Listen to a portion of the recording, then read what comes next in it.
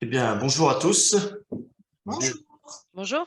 Bonjour Sophie. Bonjour. Bonjour Karine. Bonjour Fabrice. Bienvenue donc pour cette séance, ce webinaire qui est déjà le quatrième en collaboration avec le cabinet Marvel. Alors, un webinaire qui va s'articuler autour d'une question, c'est que faire des résultats qu'on obtient lorsqu'on a effectué une contre-visite médicale.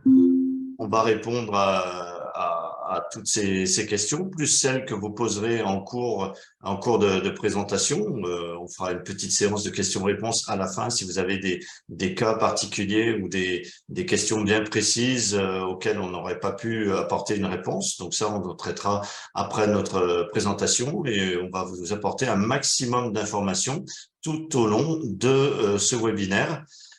Des informations pratiques, des informations juridiques, pour que vous soyez prêts à gérer toutes les éventualités. On va peut-être attendre, Sophie, 1 ou 2 minutes pour que les gens finissent de se connecter, parce qu'il y Connecté. a toujours quelques retardataires. Donc, on va faire un tout petit peu de silence pendant 30 secondes, 1 minute, le temps que tout le monde puisse se connecter. Et puis, on lancera la machine, tout simplement. Ça vous convient? Parfait. D'accord, donc je coupe le micro pendant 30 secondes et ben, je vous donne à tous rendez-vous le temps que tout le monde puisse se présenter.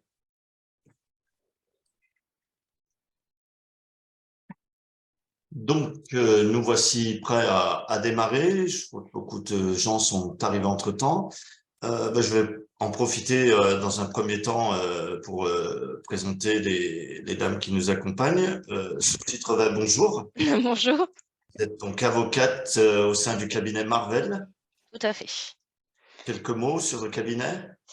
Alors, donc, je suis Sophie Trévet. Je suis avocate senior en contentieux de la sécurité sociale au niveau du cabinet Marvel Avocat, dont notre département est dirigé par l'associé Maître Olivia Colmédage.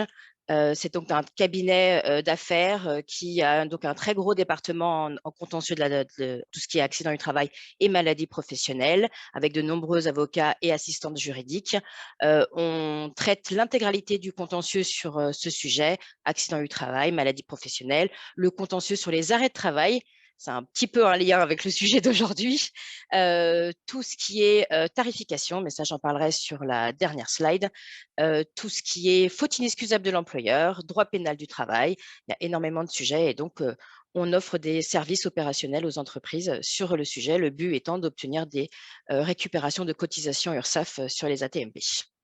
Très bien, Voilà pour moi. très concis, merci.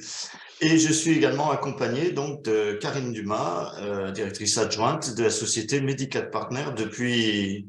18 ans, bonjour à tous. Allez, bah, je vais vous lancer donc cette présentation. Je vais donc présenter notre dossier.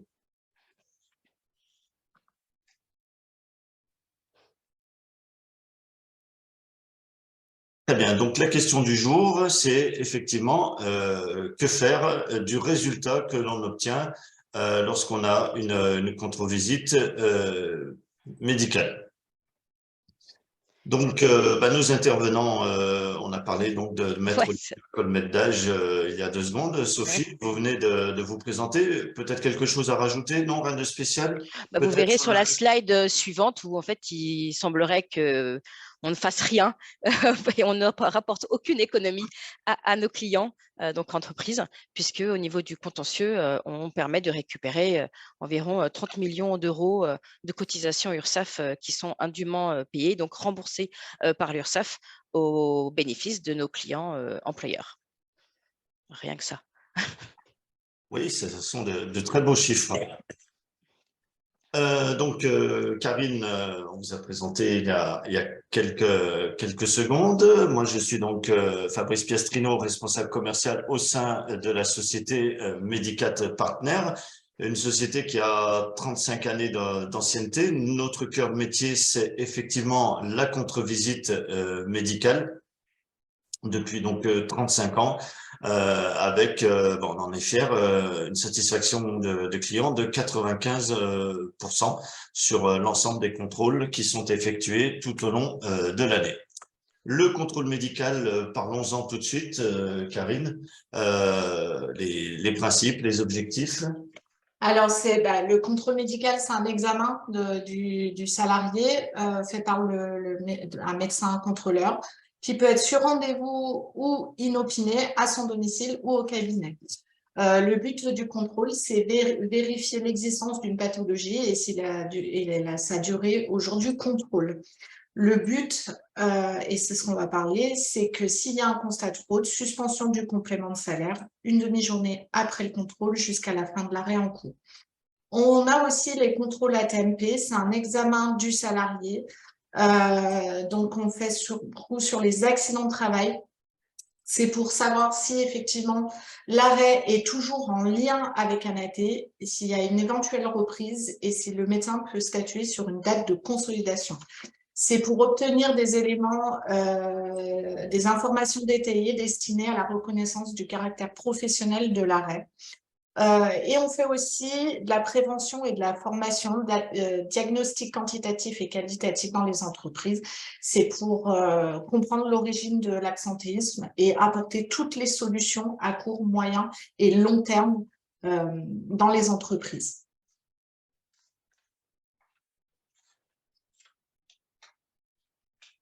La contre-visite médicale, donc je suppose qu'il y en a beaucoup, j'ai vu un petit peu qui sont clients chez nous et du coup qui savent le fonctionnement du contrôle. Donc le contrôle, on lance un contrôle médical, on fait une demande de contrôle qui va nous arriver directement. On va organiser la contre-visite médicale, comme je disais tout à l'heure, sur rendez-vous ou inopiné au domicile du salarié. Du coup, sur rendez-vous, c'est quand il y a des sorties, ce qu'on appelle libres, donc sans restriction d'horaire. Inopiné, c'est quand on parle d'heures de sortie autorisées, c'est-à-dire que l'assuré doit être chez lui de 9h à 11h ou 14h à 16h. En fonction de ce qui est noté sur l'arrêt de travail, on va procéder à l'examen médical, mandater un médecin en essayant de le trouver le plus proche du domicile du salarié. Le médecin va se présenter chez le salarié inopinément pour vérifier si la personne est présente chez elle déjà et si la pathologie est bien toujours d'actualité au jour du contrôle, s'il le voit. Si c'est sur rendez-vous, ça peut être au domicile ou au cabinet et c'est de vérifier si la pathologie est toujours d'actualité. En fonction de ça, le médecin nous rend une conclusion administrative qu'on vous renvoie immédiatement. Et en fonction du résultat, vous pourrez suspendre ou non le complément de salaire. Et on va, je pense, voir au niveau des résultats de contrôle ce que vous pouvez faire et avec les jurisprudences et les lois qui y sont adéquates, on va parler de tout ça. Donc, les résultats possibles et on va vous présenter les actions avec Sophie. C'est ça. Là, donc, on vous a préparé un récapitulatif. C'est hyper pratique. C'est-à-dire que si votre employeur, n'hésitez pas, vous l'imprimez. Et comme ça, en fait, dans les cas, en fonction des conclusions qui vous seront transmises, les conclusions administratives, vous saurez ce que vous pouvez faire d'un coup d'œil. Et donc, ça sera beaucoup plus simple. Évidemment, donc là, les cas d'arrêt médicalement justifié, eh bien, où vous ne pouvez en réalité rien faire puisque l'arrêt est médicalement justifié, nous n'en parlerons pas. On va vous présenter les cas où il y a des actions possibles. La première action, donc c'est puisque ce webinaire fait suite au précédent webinaire où on vous présentait les cas où c'était opportun de lancer des contre-visites médicales ou des contrôles AT.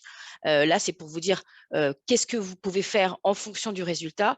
Eh bien, je vous avais expliqué la précédente fois que le prérequis, c'était la possibilité de pouvoir suspendre le complément de salaire et donc que le salarié avait le droit à un complément de salaire. Donc ça, c'est toujours le prérequis. Si votre salarié n'a pas le droit au complément de salaire, vous ne pouvez pas faire de contrôle, pas de contre-visite médicale, puisque sinon, vous ne pouvez pas sanctionner et donc c'est considéré comme du harcèlement moral.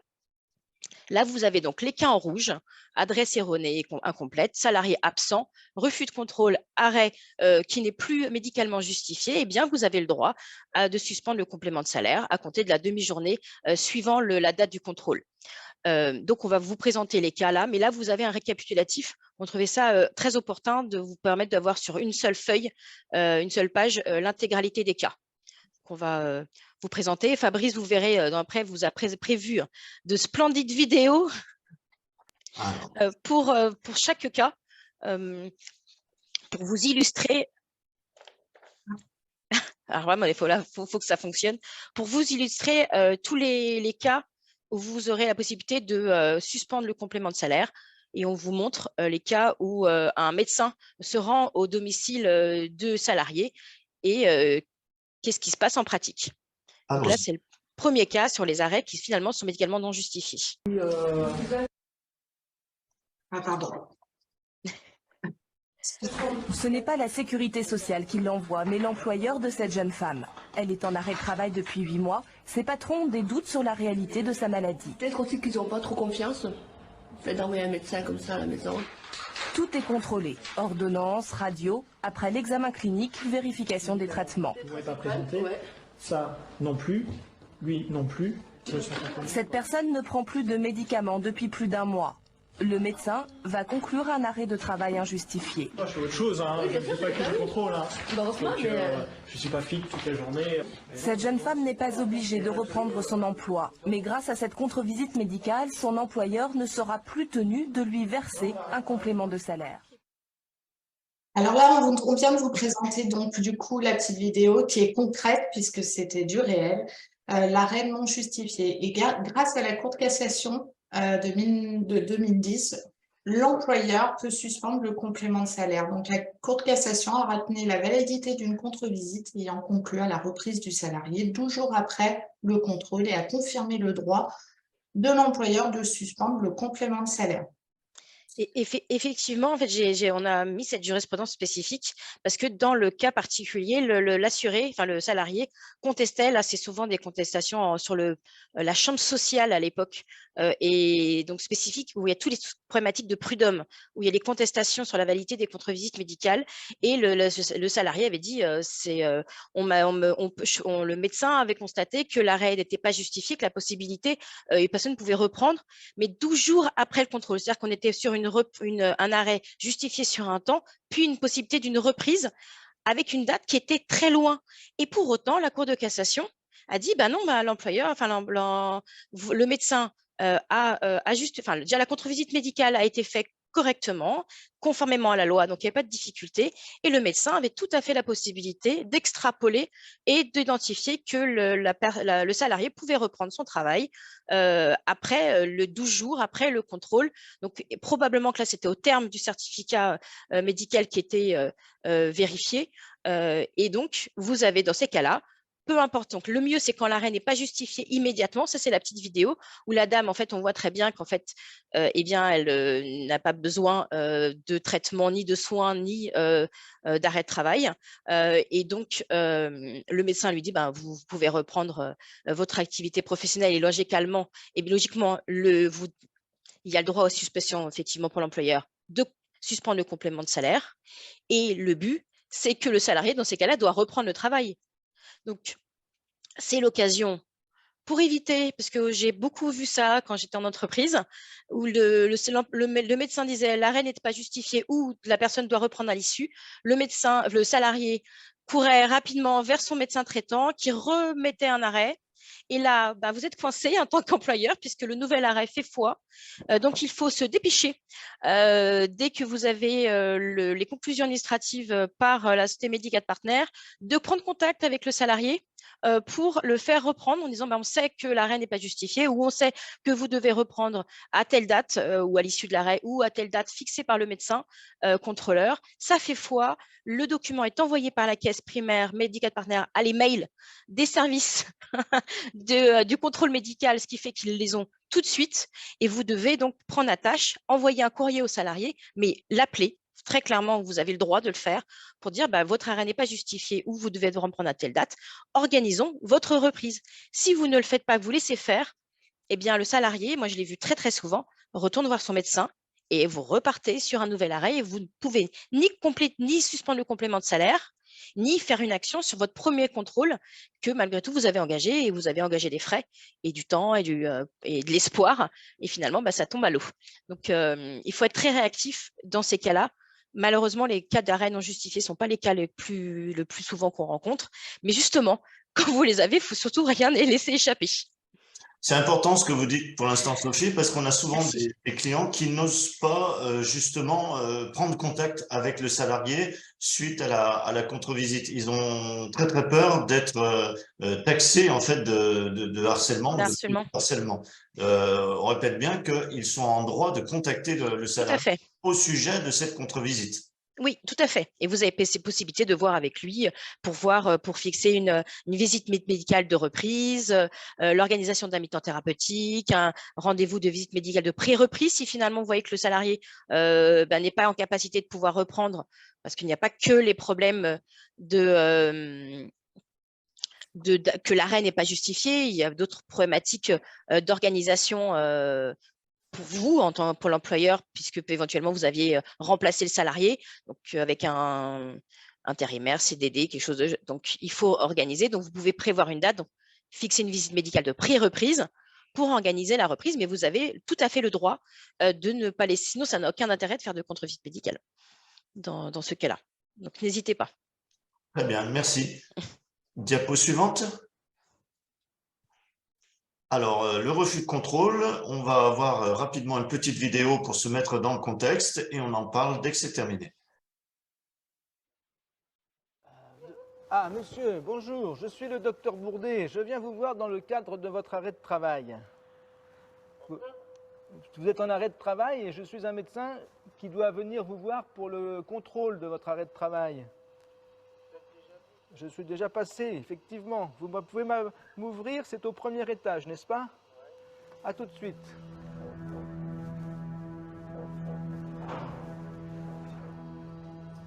Bonjour, monsieur. C'est juste pour discuter de votre cheville. Non, non, non, non, non, vous allez avoir des ennuis sinon. Non, non, non, non. Si vous refusez. Ouais, je vais appeler l'inspection du travail, j'ai votre nom, j'ai appelé le truc des médecins. Vous avez vu comme il marche? Il est en tort. C'est sympathique. Les médecins contrôleurs sont très courageux. Oui, il y en a. Il faut. Il faut. Il faut. Du coup, là-dessus, vous pourrez vous appuyer sur la Cour de cassation de 1983. Alors, effectivement, elle est vieille, elle est ancienne, mais il n'y en a pas d'autres plus récentes. Et du coup, vous pouvez vous appuyer dessus.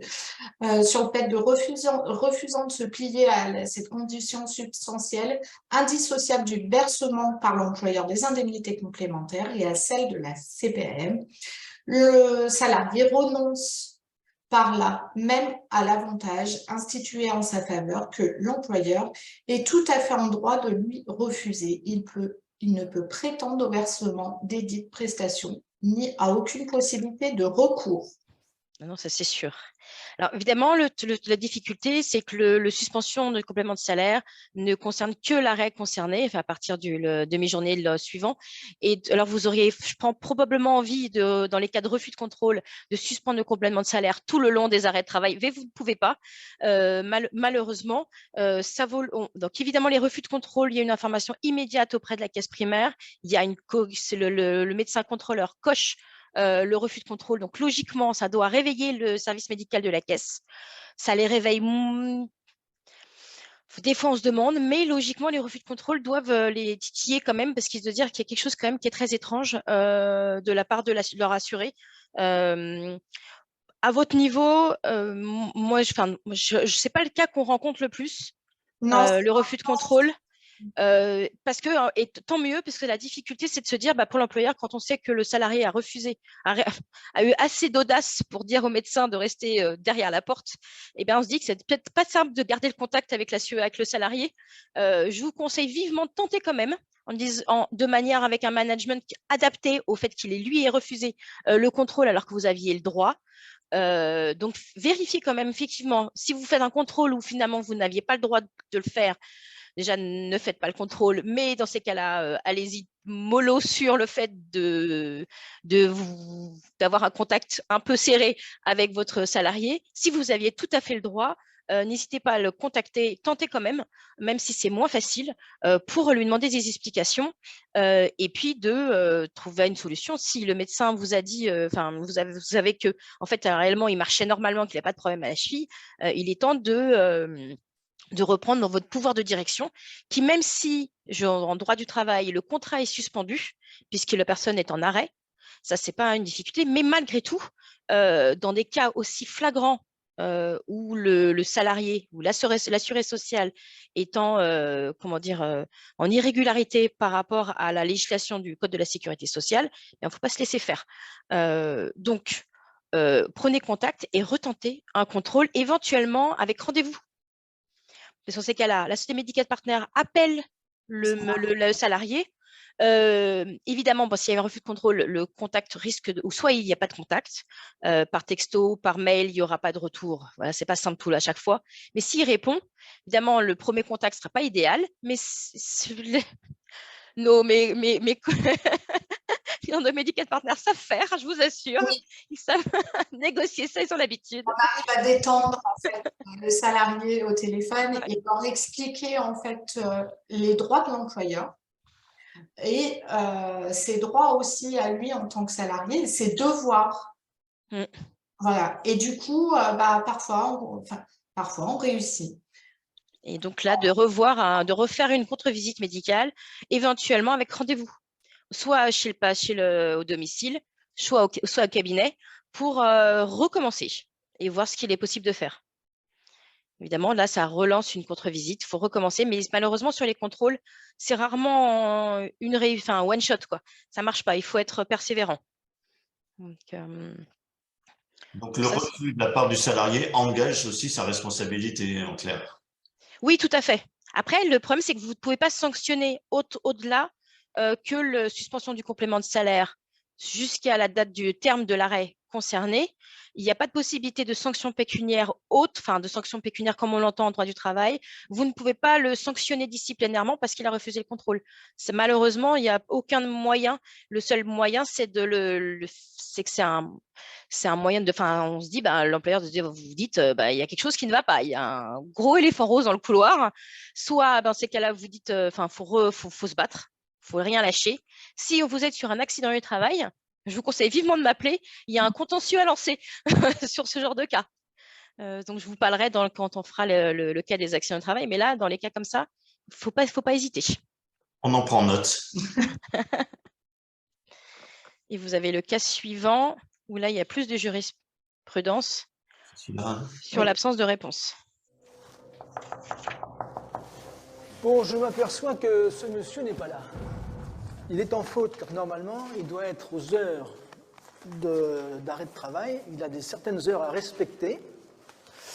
Et là, il n'a pas à respecter les horaires, puisqu'il faut qu'il soit chez lui entre 14h et 16h l'après-midi. En effet, quand on est en arrêt maladie, on a l'obligation d'être chez soi entre 9h et 11h et 14h et 16h. Donc aujourd'hui, on est le 22, 2, 13, il est 14h30. Donc il est absent. Donc on veut lui mettre l'avis de passage dans la boîte à lettres. Il faut qu'il contacte le numéro qui est inscrit sur l'avis de passage. On ne peut pas conclure s'il est guéri ou pas. Enfin, il est en faute. Il devait être chez lui. Le médecin avertit immédiatement la société qui l'a mandaté. En l'absence de justificatif, l'assuré ne percevra plus aucune indemnité. Lui aussi, donc il était absent. Donc absence de réponse, sonné, frappé, sans obtenir de réponse. Et le vide-passage est dans la boîte à lettres. Et personne au numéro de téléphone. Merci beaucoup. Voilà un exemple très concret avec beaucoup d'informations. On peut peut-être revenir dessus et puis ajouter aussi quelques compléments. Alors tout à fait, il existe du coup plusieurs jurisprudences. Alors là, on a fait une sélection, on ne vous a pas tout mis, en fonction des cas d'absence. Du coup, la Cour de cassation de 1993, salarié peut désormais très difficilement justifier du cas de force majeure pour s'absenter de son domicile pendant les heures de présence obligatoires. Il faut qu'il démontre à la fois l'urgence d'une consultation sans attendre, l'impossibilité pour le médecin traitant de répondre à cette urgence en se déplaçant au domicile, et en fait l'impossibilité de ce dernier, vu l'urgence, de s'adresser à un médecin traitant. Il existe aussi la cour de 2021 plus récente. En cas de rendez-vous chez le médecin traitant, le médecin contrôleur s'est présenté au domicile donc à 14h50 et a constaté son absence en conséquence et a perdu le bénéfice des indemnités complémentaires, tandis que le salarié n'avait pas informé l'employeur des horaires et de l'adresse où les contre-visites pouvaient être effectuées, ni n'avait justifié les motifs de son absence. Et oui, effectivement, on a quand même, alors j'ai trouvé la Cour d'appel de Versailles 2021. Je fais des recherches. Effectivement, généralement, les jurisprudences sont très, très vieilles parce qu'il n'y a pas eu de revirement. Dès que la loi de mensualisation de 1978 a été mise en œuvre, on a eu quelques jurisprudences à l'époque, et puis après, c'est de la jurisprudence constante. Et dès quelques fois, dans les cas, donc, comme je vous disais tout à l'heure, de prud'homme, les salariés bataillent sur les contrôles. Et donc, on a encore quelques jurisprudences qui traînent sur ce sujet de temps en temps, et notamment à Versailles, qui donc expliquait que et contrairement à ce qui était dit dans la vidéo, ça m'a fait sourire, il y a pas le salarié de peut moins en moins de pouvoir se justifier. Avant, il pouvait effectivement, vous pourriez dire, bah voilà, attendez, j'étais chez mon médecin, désolé, pardon. Et effectivement, moi j'étais la première en pratique quand j'étais en entreprise à dire, bon ben, ok, d'accord. Sauf que non, pas du tout. Même si la personne était chez son médecin traitant, donc on n'est pas sur un cas de force majeure, il faut vraiment qu'il y ait eu une situation très très grave.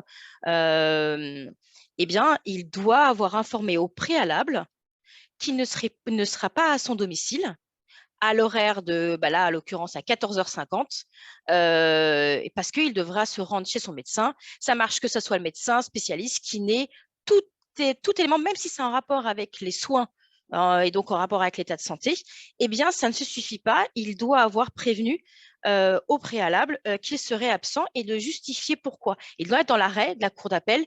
La personne a justifié a posteriori. Eh bien, la cour a dit, bah, tant pis, le contrôle est régulier et la suspension du complément de salaire est maintenue. Et donc, mais les salariés, effectivement, bataillent. Donc, il n'y a plus, il faut vraiment une situation, je vous propose éventuellement, si quelqu'un de la famille qui est décédé, ça peut marcher. Mais sinon, le reste, même sur les problèmes liés à l'état de santé, eh bien, ça ne fonctionne pas. Il faut vraiment quelque chose de plus… avec la personne qui est absente aux horaires. Alors, ça ne marche que quand il y a des sorties autorisées, mais pas des sorties libres, hein, vous vous doutez. Dans ces cas-là, c'est avec rendez-vous, hein, le contrôle. Si la personne a des sorties libres et elle vous en justifie a posteriori ou finalement sur le certificat, mais ça n'arrive pas puisque Medical Partner vérifie au préalable, et finalement c'était des sorties libres, eh bien, le contrôle n'avait pas lieu d'être dans cette configuration, mais vous avez possibilité donc de suspendre et dans le cas là, puisqu'il y a donc l'avis de contrôle, enfin l'avis de passage dans la boîte aux lettres, soit donc le salarié va appeler Medical Partner qui va dire bah, attends, vous êtes absent et on voit ce qu'on peut faire. Donc après réorganiser un nouveau contrôle, prendre rendez-vous, hein, pour qu'il soit contrôlé, mais c'est aussi l'occasion effectivement de prendre contact puisque le salarié est en tort. Et donc vous avez en tant qu'employeur un levier pour le faire réagir et essayer de trouver une solution pour qu'il vous explique pourquoi il était absent et puis voir c'est un moyen de reprendre contact. Oui, souvent nous, les salariés, ils nous appellent et on leur demande de se justifier auprès des services RH, mais en sachant qu'on leur explique au préalable quand on leur demande où ils étaient, pourquoi ils étaient absents. Et on leur dit qu'effectivement, on leur sort la jurisprudence, que normalement, ils doivent respecter les heures de présence. On sait que c'est pas facile parfois d'avoir des rendez-vous médicaux, surtout chez des spécialistes. Mais il y a des salariés qui nous envoient des mails parce qu'ils savent que l'employeur peut lancer des contrôles. Et on leur dit aussi de mettre en copie l'employeur. pour justifier des absences futures, les kinés, des soins, voilà. Et du coup, ça arrive. Donc, si effectivement le salarié vous dit qu'il était chez son médecin, ce qu'on appelle parfois des certificats de complaisance, parce qu'on va avoir le médecin derrière qui va dire oui, effectivement, elle était bien présente. Des fois, on sait que ça arrivait récemment, elle a dit au médecin qu'elle dormait, et puis finalement, elle était chez son médecin. Donc, l'employeur a le droit effectivement de suspendre le complément de salaire. Oui, non, mais comme quoi les salariés ont des bonnes idées. Tout d'un coup, ils dormaient, puis tout d'un coup, ils sont chez le médecin. C'est excellente technique. Oui, juste une petite précision. Quand vous dites le salarié doit prévenir, il doit prévenir qui? La CPAM, l'entreprise ou les deux? Non, l'entreprise. Il doit vous prévenir au préalable qu'il sera chez le médecin ou telle chose ou tel kiné. Et dans ces cas-là, effectivement, vous ne pouvez plus… Enfin, le contrôle ne peut pas avoir lieu à ce moment-là. Voilà. Alors, en pratique, donc l'absence au domicile, le médecin conseil de la caisse est au courant. C'est pas ce qui les fait réagir le plus. Non. Parce qu'il considère que le médecin contrôleur n'ayant pas vu l'assuré, le patient, il ne peut pas vérifier si l'arrêt était justifié. Donc, les absences au domicile ne réveillent pas du tout le service du contrôle médical de la caisse. C'est à l'employeur de faire le forcing. Parfois, voilà, quand vous mettez en tant qu'employeur des observations quand vous lancez des contrôles, souvent, au mois de juillet, au mois d'août, le salarié a posé des congés qui lui ont été refusés ou alors il n'avait pas le droit au congé. Comme par hasard, il est absent, on sait qu'il est parti à tel endroit. Quand il y a un contrôle et une absence, qu'on envoie la CPM par mail, on reprend vos observations pour les transmettre aussi à la CPM. On a des retours, parfois des CPM qui nous disent « on a bien pris note ». Et on va étudier le cas. Voilà. Donc, n'hésitez pas à mettre des observations parce que parfois, quand on juge nécessaire, on les transmet à la CPM de notre côté aussi. Et ça les pousse à réagir. Ah oui, oui, oui. En arrêt maladie, davantage qu'en accident du travail, puisque l'accident du travail, c'est l'employeur qui paye. Et l'arrêt maladie, c'est tout le monde. Donc les services des médecins conseils des caisses sont un peu plus vigilants sur les arrêts maladie. Mais ce serait bien s'il était davantage, mais on fait comme on peut. On va passer maintenant à la slide suivante qui est du coup l'adresse erronée. Juste préciser, je vois qu'il y a des questions qui arrivent. On traitera les questions toutes à la fin, sans aucun souci. On les prendra une par une. Donc, n'hésitez pas à poser vos questions au fur et à mesure de notre présentation. On y reviendra lorsque celle-ci sera terminée. Alors, scénario suivant, l'adresse erronée. Voilà. Et on va lancer. Vous aimez le moins recevoir en résultat.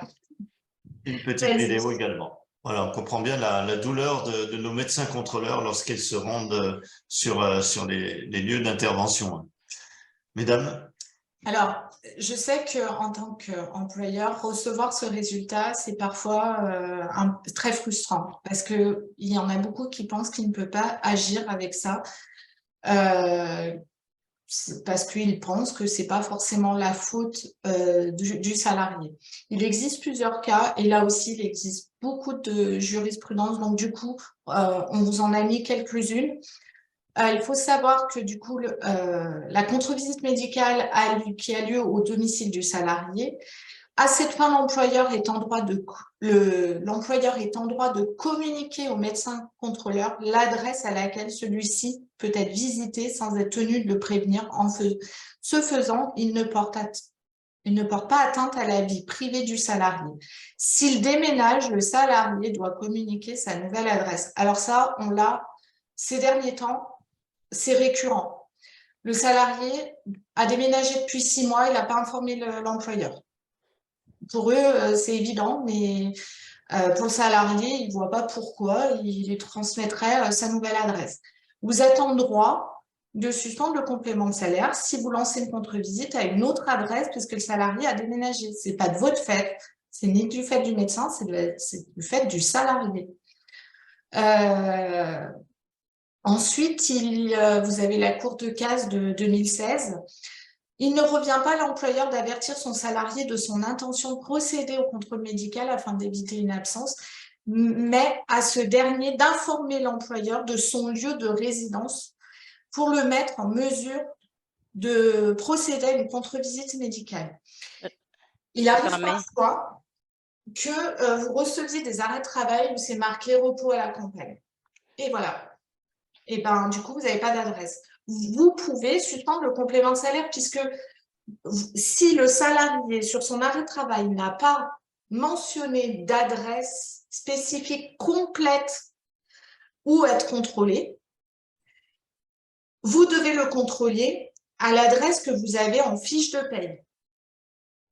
Même si c'est marqué repos à la campagne, il doit spécifier le lieu. Même avec un code postal, ce n'est pas complet. Vous pourrez suspendre le complément de salaire. Il y a plein d'autres cas. Hein. Le fait qu'une personne habite chez quelqu'un et qu'il ne mette pas son nom chez qui il habite temporairement, ce qui peut arriver. Les noms sur les boîtes aux lettres. Les noms qui ne sont pas là sur les interphones. Alors, de plus en plus maintenant, c'est des résidences sécurisées avec des numéros d'appartements, par exemple, ou sonner. Ce sont des éléments que nous devons obligatoirement transmettre au médecin contrôleur. Donc, le salarié doit le transmettre à son employeur.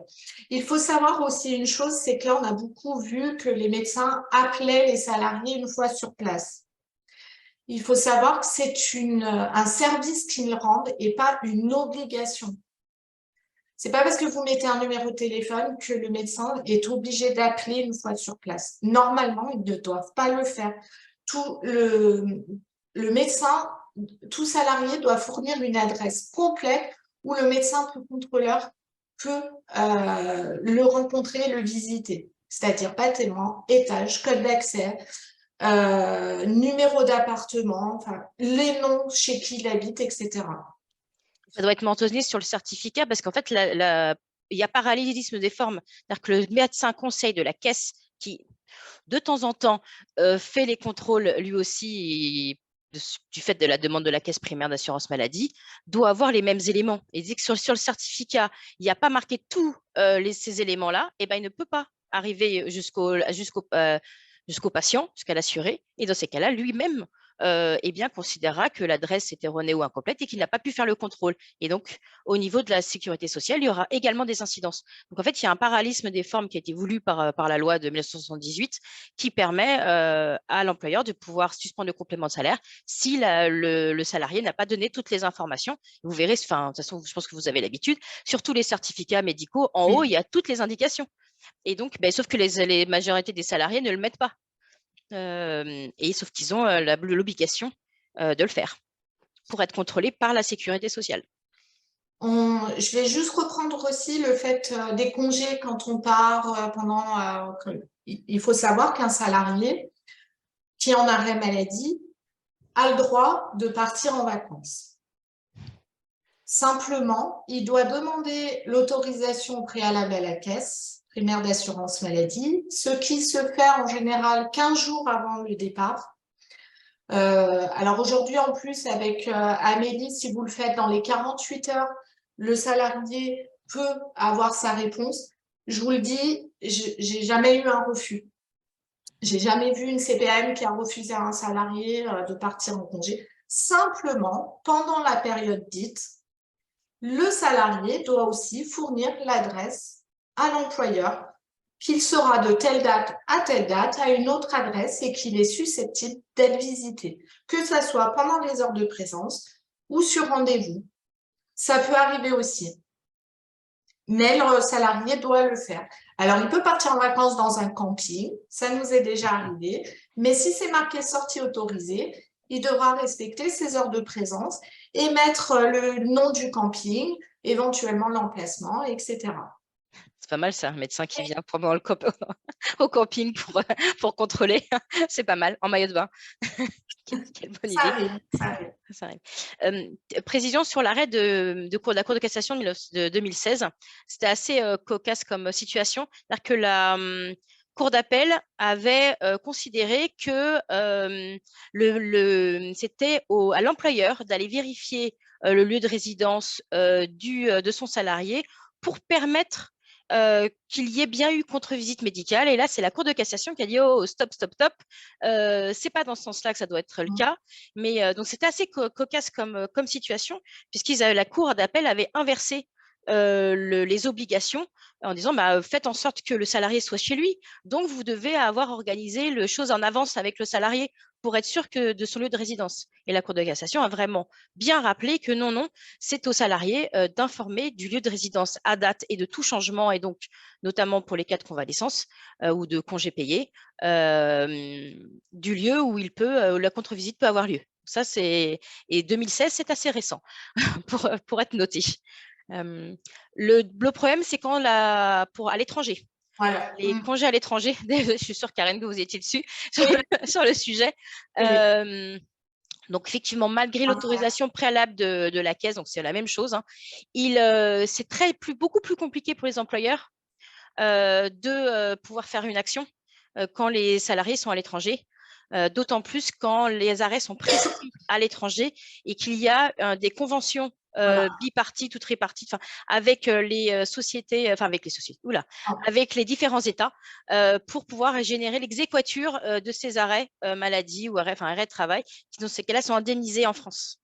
Et là, c'est beaucoup plus compliqué. Il faut bien, en tant qu'employeur, vérifier en fonction du pays où est le salarié, s'il y a une convention.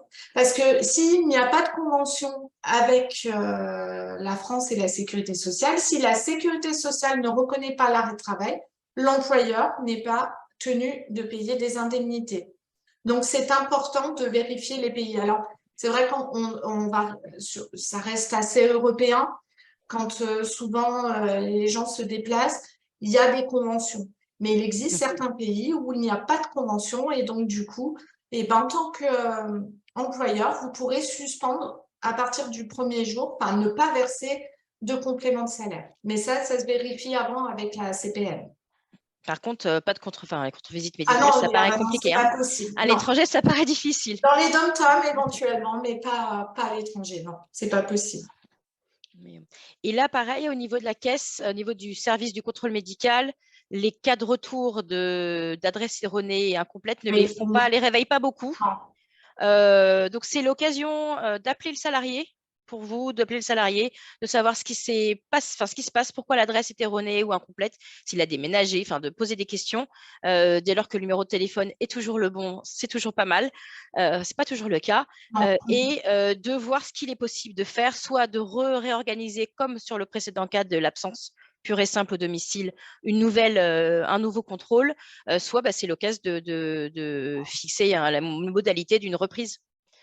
Si la personne notamment était en congé et que finalement et qu'elle était partie en vacances, c'est que finalement, alors ça dépend de la pathologie, hein, mais si par exemple c'est la cheville, bien très probablement la personne a pu conduire, marcher, et donc c'est que probablement ça va mieux.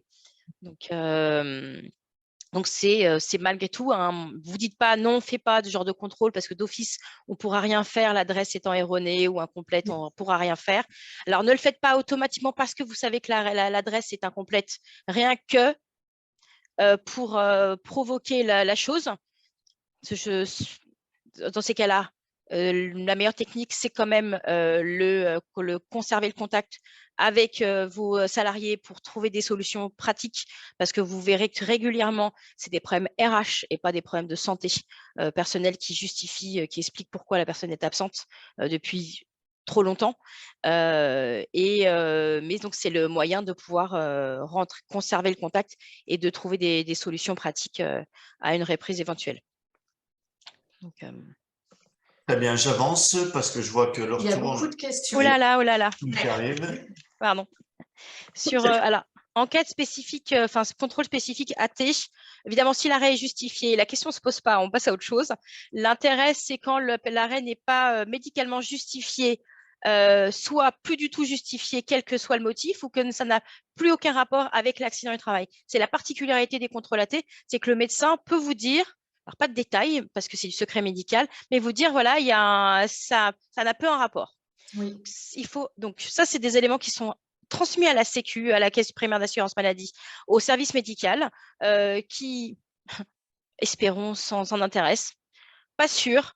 Là, pareil, en fait, sur les contrôles, le meilleur acteur, c'est vous, l'employeur, hein, de trouver de dire, d'appeler salarié et de dire, on sait que l'arrêt n'est plus en rapport avec l'accident du travail. Qu'est-ce qui se passe?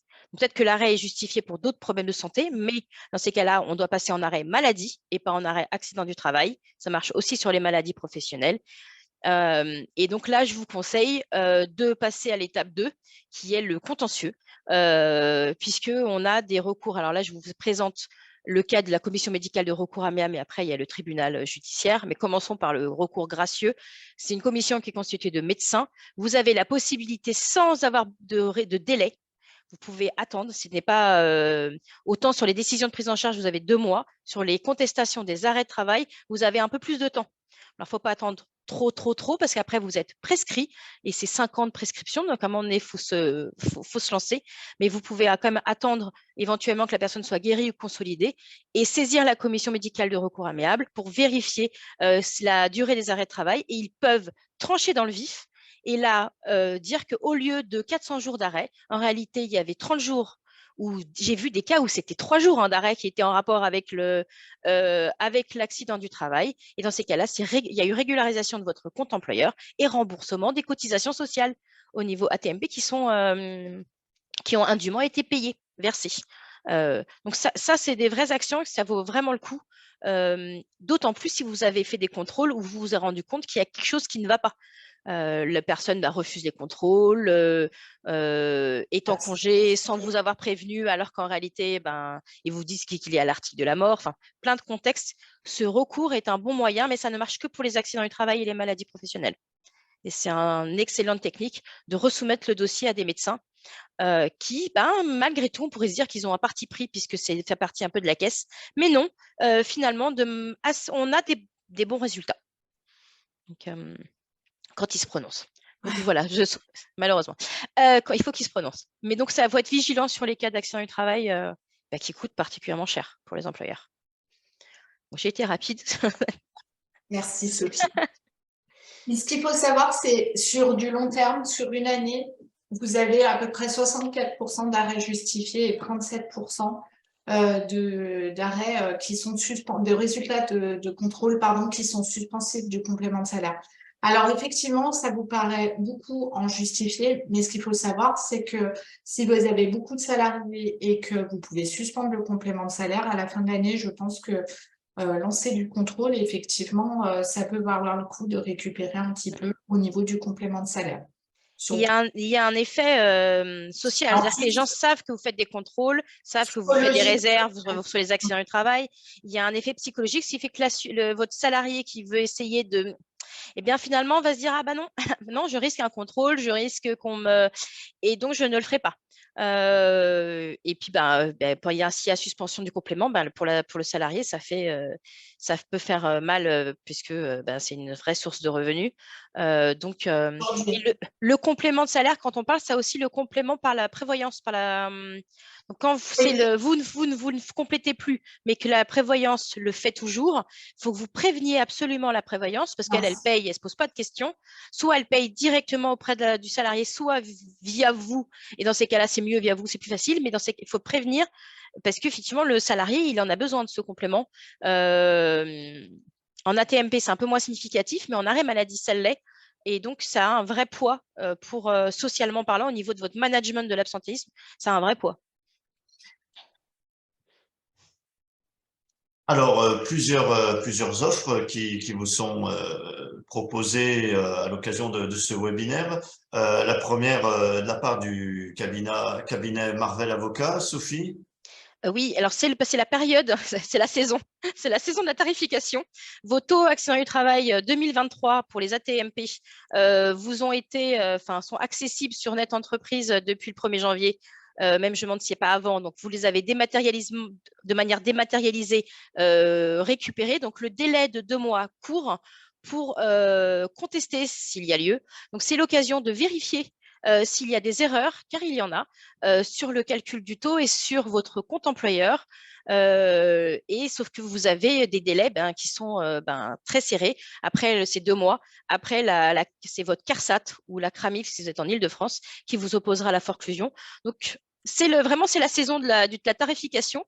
On est généralement jusqu'à début mars, puisque le temps que vous ayez récupéré votre taux. Et donc, le cabinet Marvel vous propose de vérifier gratuitement vos taux de cotisation, de vous faire des préconisations si on voit qu'il y a des erreurs ou s'il y a aussi des gains financiers et ça, c'est très facile à repérer dès lors qu'on a accès à vos taux de cotisation et vos comptes employeurs.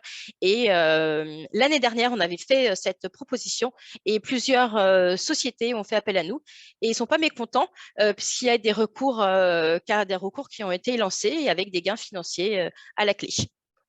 Très Donc, bien. n'hésitez pas, vous avez nos numéros, donc téléphone, avec Olivia et moi et nos adresses mail.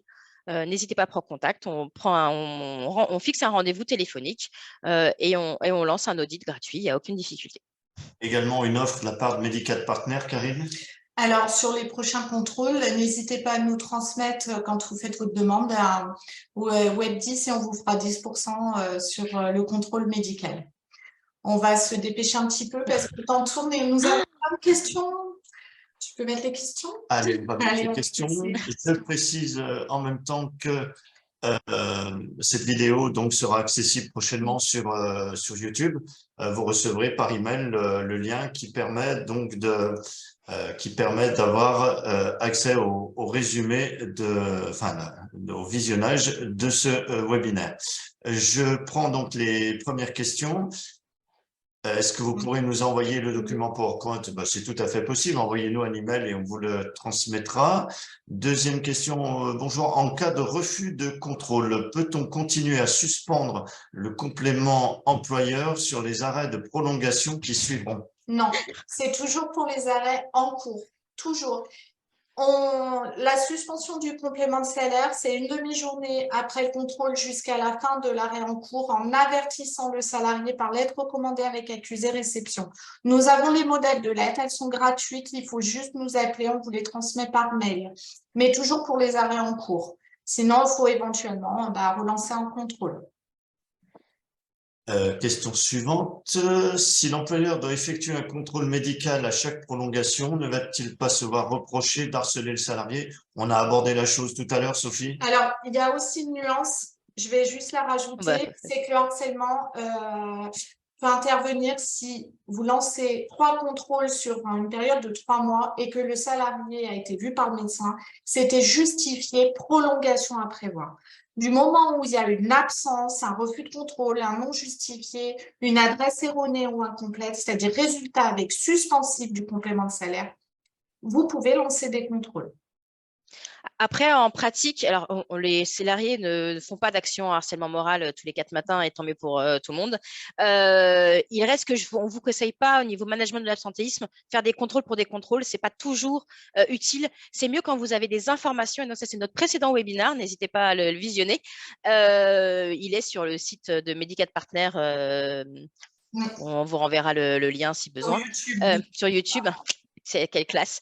Et donc, c'est mieux de faire de la gestion de l'absentéisme globale et d'identifier quand est-ce qu'il est utile de faire le contrôle pour mieux focaliser. Donc, en fait, Medical Partner peut vous aider sur ça. Et moi, je gère avec mes clients employeurs la gestion de l'absentéisme sur tous leurs sinistres, accidents du travail principalement, et tout ce qui est maladie de droit commun, avec une visite, où on suit très régulièrement. Je les ai au téléphone de manière où on se fixe un calendrier de gestion et on regarde tous les dossiers un par un et on voit ce qu'il est possible de faire en fonction des infos que vous avez obtenues. Et puis, en fait, on évolue. Et donc, c'est une gestion absentéisme globale, dossier par dossier. Et là, vous savez quand il est optimal de faire le contrôle et quand ça ne l'est pas.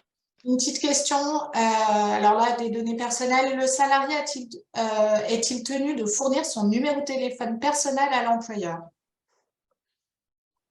Bah, alors, sur tout ce qui est RGPD et conseil, il y a nécessairement, vous êtes tenu d'avoir prévenu, avoir mis dans le règlement intérieur, enfin d'avoir mis en place le RGPD au sein de votre entreprise, ce qui fait que vous avez possibilité de conserver le numéro de téléphone de votre salarié au niveau de votre gestion RH. C'est pas difficile, c'est conforme à la réglementation. Après, en pratique, c'est quand même beaucoup plus simple d'avoir les numéros de téléphone. Il y a la logique juridique et la logique quotidienne. Et si vous avez besoin de rester en contact avec votre salarié, c'est quand même mieux.